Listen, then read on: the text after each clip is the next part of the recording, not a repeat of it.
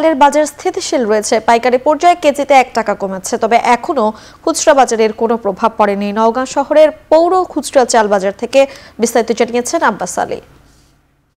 নওগাঁতে সব ধরনের ধানের দাম কমেছে মনে 100 টাকা, আর এর প্রভাব পড়েছে পাইকারি চালের বাজার, অর্থাৎ সব ধরনের চালের দাম কেজিতে 1 টাকা করে কমেছে। তবে খুচরা বাজার এর প্রভাব পড়ে না, অর্থাৎ স্থিতিশীল রয়েছে। আমি এখন অবস্থান করছি নওগাঁ পৌর খুচরা চাল বাজারে, যেখানে গত প্রায় 1 মাস থেকেই সব ধরনের চালের দাম স্থিতিশীল রয়েছে। এখানে কাটারি ভোগ চাল বিক্রি হচ্ছে 65 থেকে 68 টাকা, জিরা শাইল 65 টাকা, ব্রিয়ার 28 চাল বিক্রি হচ্ছে 58 থেকে 60 টাকা কেজি, এবং ব্রিয়ার 29 বিক্রি হচ্ছে 56 থেকে 57 টাকা কেজি পর্যন্ত।